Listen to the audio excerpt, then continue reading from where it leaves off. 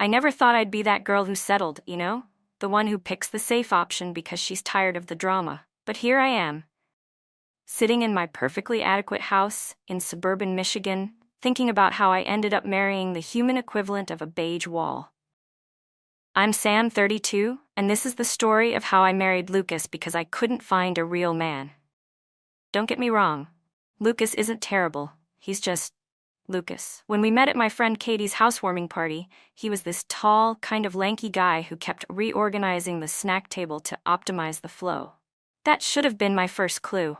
He's a manufacturing plant supervisor, and, oh my gosh, does it show. Everything has to be organized, scheduled, planned out. He asked for my number by saying he'd like to allocate some time to get to know me better. I actually thought it was cute back then. Funny how things change. After my wild ride with Maurice, this absolutely gorgeous contractor who could light up a room just by walking in, Lucas seemed like a safe harbor. Maurice was all passion and spontaneity, but he also had this nasty habit of disappearing for days and flirting with anything that moved. Lucas? He texted back within minutes, always showed up exactly when he said he would, and looked at me like I hung the moon. Our first date was at this little cafe where he'd already scoped out the optimal table for conversation acoustics. I'm not kidding. He had these little note cards with conversation topics, just in case things got awkward. Looking back, I should have run right then, but I was 29, and everyone kept telling me I needed to get serious about finding someone. The thing about Lucas is that he's reliable, like a Toyota Camry or store-brand cereal. He remembers birthdays, plans ahead for anniversaries, and actually listens when I talk. But he also color codes our grocery list and gets anxious if we don't stick to our meal plan.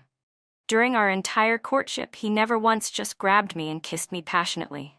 Everything was planned, calculated, safe. When he proposed after 18 months of dating, right on schedule, according to his relationship timeline, it was with this modest ring that he'd picked because it had the best quality-to-price ratio. He'd set up this whole elaborate scenario at a local park, complete with a spreadsheet showing why we were compatible. I'm not even joking. There was a PowerPoint presentation involved. My friends thought it was adorable. I smiled and said yes because, well, what else was I supposed to do? I was pushing 30, and Lucas was stable, employed, and actually wanted to commit.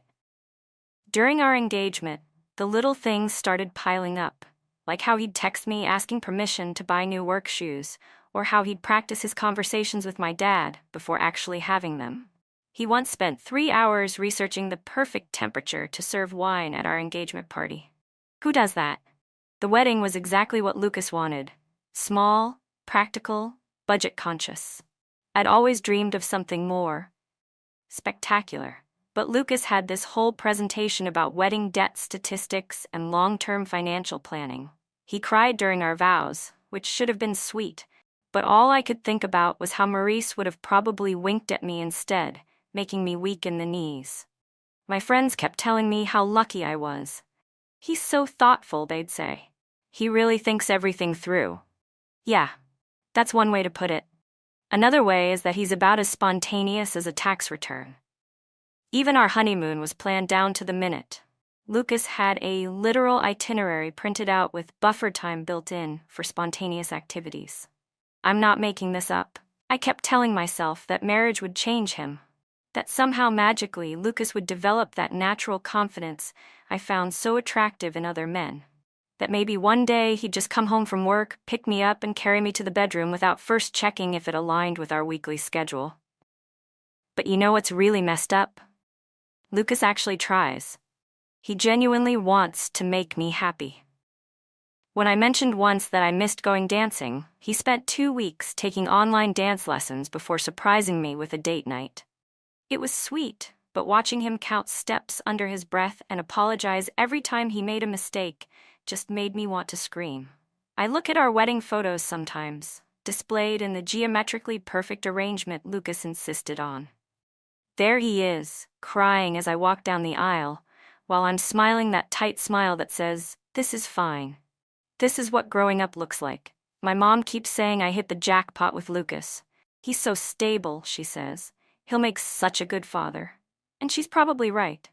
He'd probably have spreadsheets for diaper changes and a 6-step flowchart for optimal burping techniques. The worst part? Lucas knows. Not everything, but enough.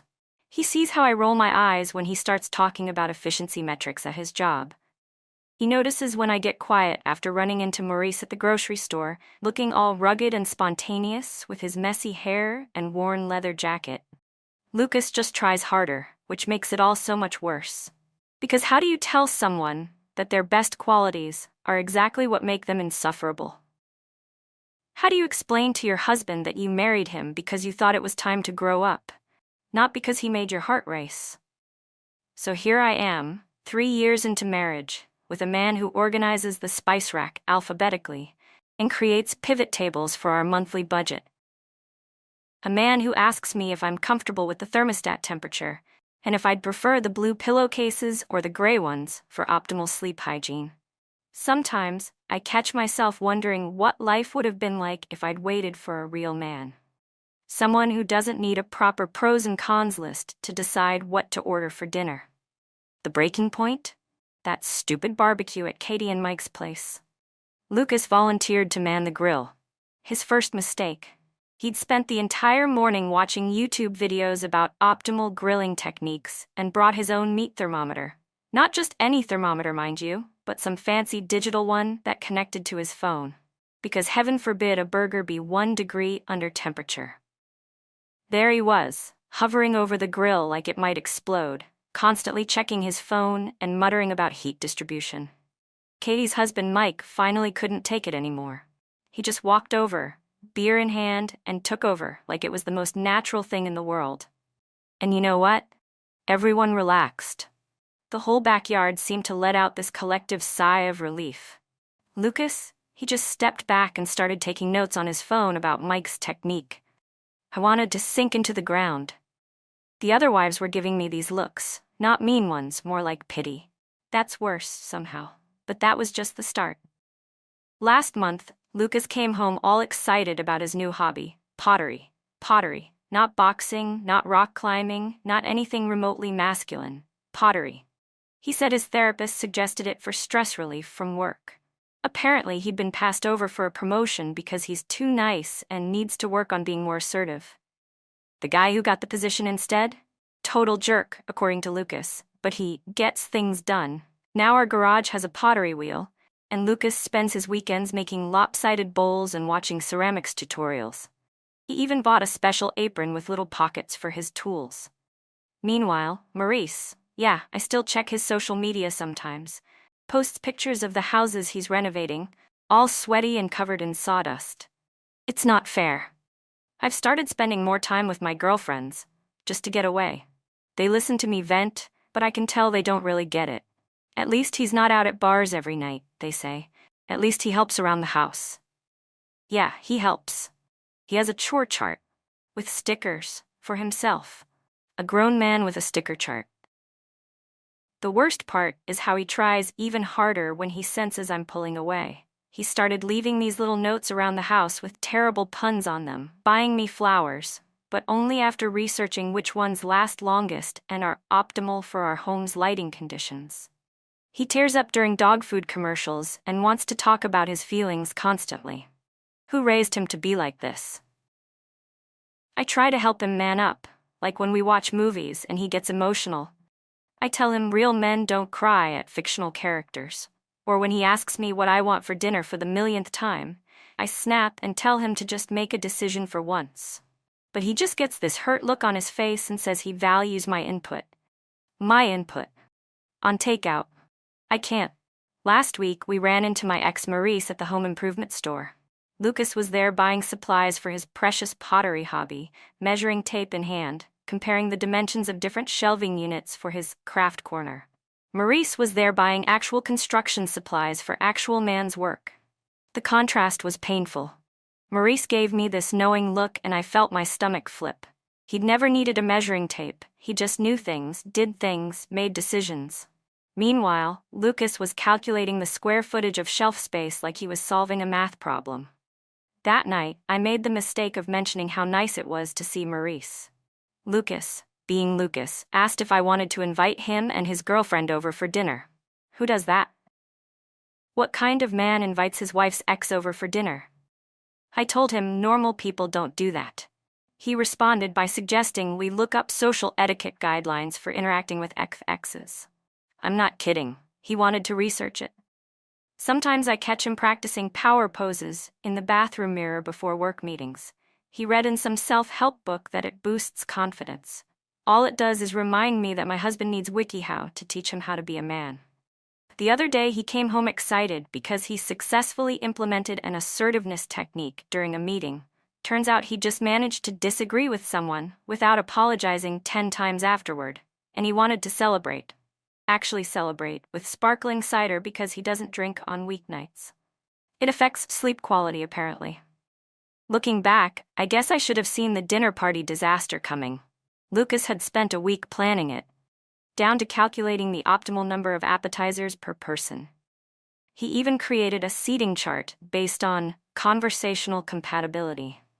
I'd been day drinking with the girls beforehand, just to cope with the idea of another one of his over-planned social events.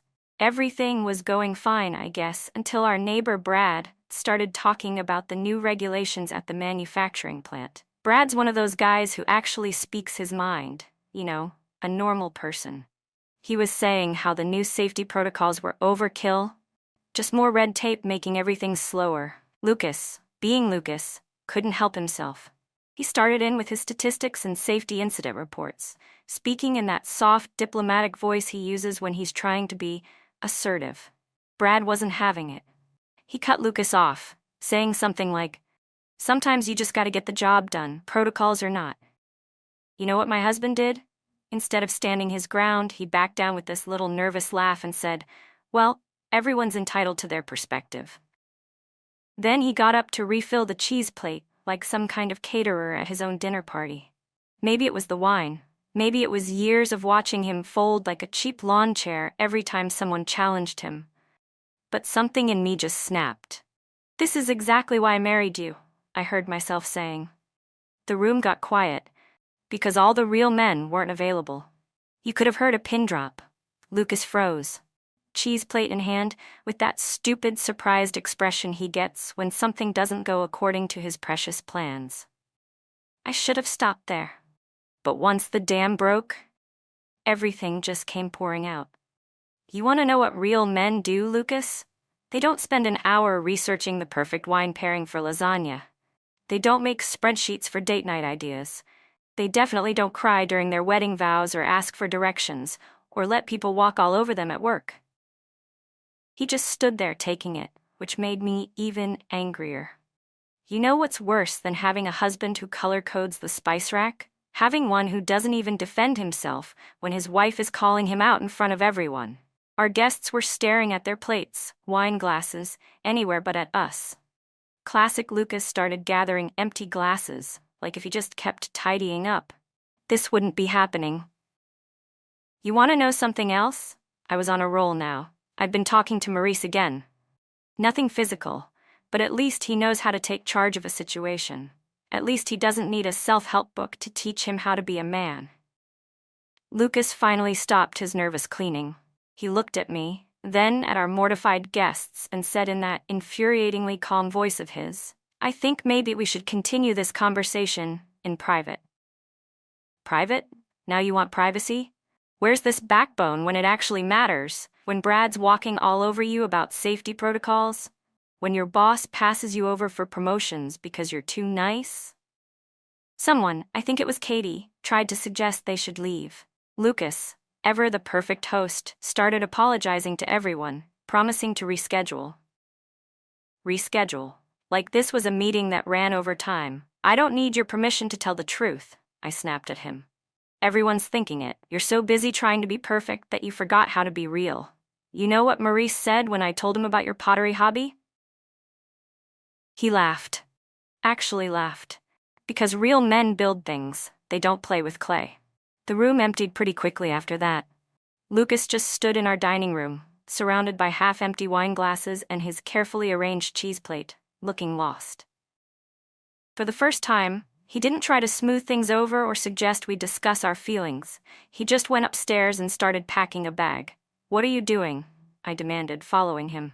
Taking some time, he said quietly, folding his clothes with military precision. Even in this moment, everything had to be perfectly organized. So you're running away? Real brave. He paused, actually looked me in the eye for once. No, Sam, I'm setting a boundary, something I should have done a long time ago. I figured he'd be back in a few days. Lucas always came back, always tried to fix things. That's what he did, solve problems with his charts and lists and careful planning. But days turned into weeks, and all I got was a text saying he was staying at his brother's place and would be in touch about dividing our assets. Dividing our assets. Like we were some business venture being dissolved. Actually, that's exactly what our marriage had been to Lucas, wasn't it? Another project to manage. I tried calling him, but he didn't answer. Just sent polite, formal texts about practical arrangements. When I swung by his brother's place, ready to have it out with him, he wasn't there. Turns out he'd joined a gym, not Planet Fitness, but some serious weightlifting place. Lucas, who used to say gyms were inefficient compared to his home workout routine. Katie finally took pity on me and filled me in. Apparently, Lucas had started therapy, not couples counseling, just for himself. He'd even gotten a different position at work, something about project management, where his attention to detail was actually valued. And he'd kept up with the pottery, but now he was selling pieces online. Successfully. He's doing better, Sam, Katie told me over coffee. Maybe you should try therapy too. I tried explaining my side to our friends, carefully editing out the worst parts of what I'd said. But they'd been there at the dinner party. They'd seen how I treated him over the years. Even my best friend Megan, who's always on my side, just shook her head. You know what your problem is? She said. You confused kindness with weakness. Lucas wasn't weak, he just didn't need to prove anything to anyone, until you made him feel like he had to. Maurice reached out when he heard we'd separated, wanted to get drinks, catch up. I agreed, thinking maybe I'd been right all along. Maybe this was how things were supposed to go. But you know what? He spent the whole time bragging about his conquests, checking out the waitress, and complaining about his ex-wife. When he tried to kiss me in the parking lot, I realized how wrong I'd been about what makes a real man. The worst part? Lucas is actually thriving. His brother posted a video of him at some rock climbing gym, looking different, not just physically, though apparently those gym sessions were paying off, but in how he carried himself. He wasn't checking his phone for proper climbing techniques or apologizing to the wall. He was just doing it. I stalked his social media, okay, I still do. No more daily scheduled posts or productivity tips. Instead, there are photos of his pottery, his new hiking hobby, casual group shots where he's actually looking at the camera instead of worrying about the optimal angle. He even posted about failing at a climbing route but being proud of trying. The old Lucas would never have admitted failure publicly. When we finally met to discuss divorce proceedings, I almost didn't recognize him. He wasn't wearing one of his carefully coordinated outfits. Just jeans and a t-shirt, but he seemed comfortable in his own skin. He'd grown a beard, not perfectly groomed like he would have insisted on before, just natural. I tried suggesting couples counseling, hearing myself sound like the overthinking planning person I used to mock him for being. But Lucas just smiled. Actually smiled. Not that nervous thing he used to do. I loved you, Sam, he said, but I didn't love who I became trying to be the man you wanted. I'm not angry anymore. I'm just done pretending. That conversation messed me up more than I'd like to admit.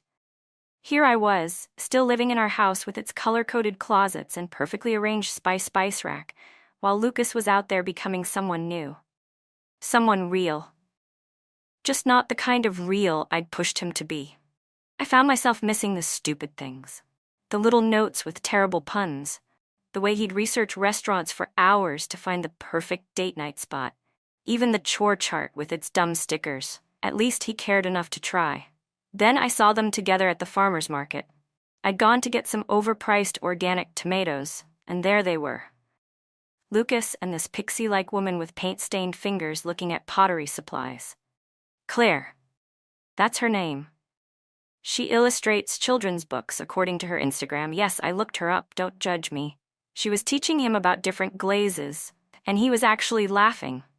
Not that nervous laugh he used to do with me, but real, deep laughter. He looked relaxed, wearing a clay-stained t-shirt and those cargo shorts I used to hate. His beard was slightly messy, and he hadn't styled his hair with the precision he used to obsess over. The worst part, when he spotted me, he didn't get flustered or start apologizing for running into me. He just nodded, said a casual "Hey Sam," and turned back to Claire, his hand resting naturally on her lower back. No calculated movements, no overthinking, just being. I started hearing about them through our mutual friends. How Lucas and Claire do pottery together in his new studio. How they go climbing and don't care if they fail. How she loves his dad jokes and actually encourages his puns. She even helped him set up an Etsy shop for his ceramics. Turns out people love his precise, perfectly symmetrical bowls. The same attention to detail I used to mock him for is now his signature style. Katie told me they took a spontaneous weekend trip to the coast. Lucas, Mr. Plan Everything, just packed a bag and went. No itinerary, no research about optimal routes or tourist ratings. When I asked if he'd had an anxiety attack about it, Katie just looked at me weird and said, "He's not that person anymore, Sam. Maybe he never was. Maybe that was just who he thought he had to be for you." The thing that really got me? I overheard him at the coffee shop where I like to work sometimes. He was having a business meeting about expanding his pottery business. This guy was trying to steamroll him about production quotas and mass manufacturing, and Lucas just calmly said, "That's not the direction I want to take my art." Art. He called it art, not a calculated business venture. When the guy pushed back, Lucas didn't cave or get flustered. He just stood firm, thanked him for his time, and left. I watched him walk out, remembering how I used to wish he'd stand up for himself. Turns out he could. Just not in the aggressive way I thought he needed to. He found his own way of being strong, and I was too busy trying to change him to see it coming. Claire came in right after his meeting. I pretended to be absorbed in my laptop while watching them. She took one look at his face and knew something was up. Instead of trying to fix it or offering solutions like I would have, she just squeezed his hand and asked if he wanted to throw some pots. He lit up like I'd never seen during our marriage. That's when it hit me. Claire wasn't trying to make him into anything. She wasn't waiting for him to man up or comparing him to some ideal. She just let him be Lucas, and somehow that allowed him to become more himself than he ever was with me. I didn't expect to see them at Katie's wedding. I knew they'd be there. Katie and Lucas stayed close friends, another thing that surprised me. But I wasn't prepared for how it would feel. Lucas was a groomsman, looking sharp in his suit but relaxed. Nothing like the stiff, overthinking guy who used to triple-check his tie in our wedding photos. Claire was wearing this flowy vintage dress, her hair all messy pretty with dried flowers woven through it.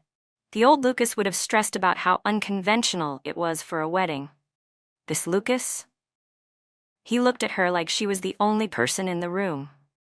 During the ceremony, I watched him squeeze her hand when the couple said their vows. No tears, no nervous fidgeting, just this quiet confidence I'd never seen before. He gave a toast at the reception, and I waited for the index cards to come out, for the carefully rehearsed speech with statistical references about lasting marriages. Instead, he stood up, no notes, and spoke from the heart about love and growth and being true to yourself. People actually laughed at his jokes, not polite chuckles, but real laughter. Claire watched him with this proud little smile, not even a hint of embarrassment or wish for him to be different. I ended up dancing with this guy Chad, one of the other groomsmen. Tall, muscular, super confident. Exactly the type I used to wish Lucas would be. He spent the whole time talking about his CrossFit routine and how most women can't handle a real alpha male. I caught Lucas's eye across the dance floor while Chad was mid-brag, and for a split second, we shared this look of understanding that made me laugh and want to cry at the same time. Later, I overheard Claire and Lucas by the dessert table. She was teasing him about how he'd organized the cupcakes by color gradient without even realizing it. Instead of getting defensive or apologizing like he would have with me, he just pulled her close and said, "You love my organized chaos." And she did. She genuinely did. That's when it really sank in. I'd spent our entire marriage trying to turn Lucas into someone else's version of a real man, when he was actually becoming one by simply being himself. All that attention to detail I mocked, he turned it into art. The sensitivity I thought made him weak, it made him emotionally intelligent enough to work through his issues and grow. The carefulness I mistook for cowardice, it was actually thoughtfulness. I watched them leave the reception early, not because Lucas was overwhelmed by the social interaction like he used to be, but because they were teaching a couple's pottery class the next morning. They looked so natural together, so comfortable. No one trying to change anyone else, no one settling or wishing for something different. You know what the worst part is? Lucas didn't get a better woman. He became a better person while I stayed exactly the same, still judging, still wanting things to be different, still not understanding that being a real man has nothing to do with dominance or aggression or never showing emotion. All those things I used to hate about him? They were never the problem. I was. And now I get to watch him be happy with someone who appreciates all the things I was too shallow to value, while I'm here, dancing with guys like Chad and finally understanding what I threw away. I used to tell everyone I married Lucas because real men weren't available. Turns out I had a real man all along. I was just too busy looking for a stereotype to notice.